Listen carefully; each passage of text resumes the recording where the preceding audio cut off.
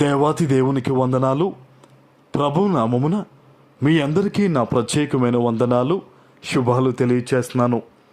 అనుదిన వాగ్దానం వస్తూ ఉన్న మన జీసస్ ప్రజెన్స్ అనే యూట్యూబ్ ఛానల్ని తప్పకుండా మీరు సబ్స్క్రైబ్ చేయండి. ఈ వాగ్దానాన్ని అనేక మందికి పంపించండి.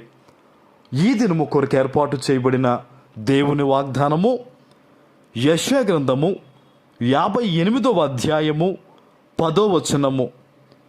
చీకటిలో నీ వెలుగు ప్రకాశించును, అంధకారము నీకు మధ్యాహ్నము వలె ఉండును. దేవుని నామానికి మహిమ కలుగునుగాక. ఈ ఉదయకాల సమయంలో గొప్ప వాగ్దానాన్ని నీ తండ్రి నీకిస్తూ ఉన్నారు. చీకటిలో నీ వెలుగు ప్రకాశిస్తుందంటున్నారు.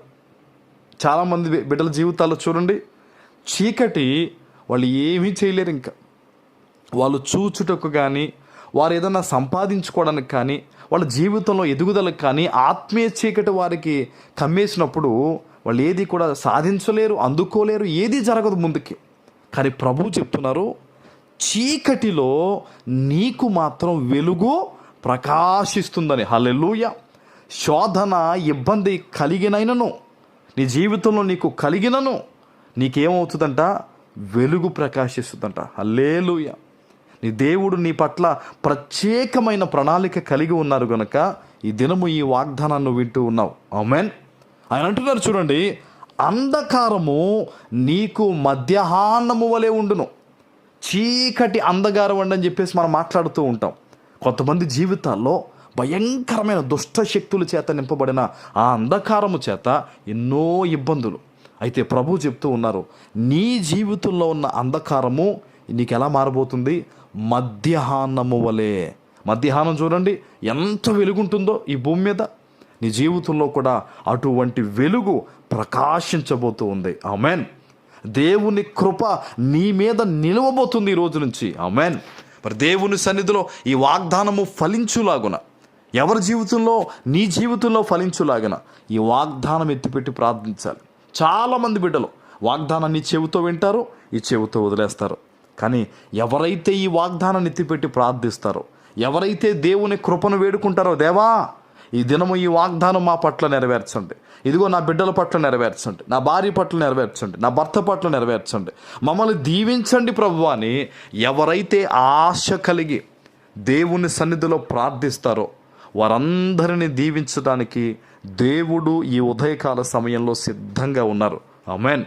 మరి నువ్వు ఉన్నావా ఆశ కలిగి? ఆయన అంటారు కదా, దప్పిగొను వారులారా నా యొద్దకు రండి అన్నాడు ఆయన. నీకుందా దప్పిక? విడుదల పొందుకోవాలి, స్వస్థత కావాలి, ఆత్మీయ జీవితాన్ని బలపరుచుకోవాలి, అనేక మందికి మార్గదర్శిగా ఉండాలి, ఫలింపు కలిగిన కుటుంబముగా, వ్యక్తిగా ఆత్మీయ జీవితం నాకు ఉండాలి ప్రభు అనే దప్పి నీకుందా?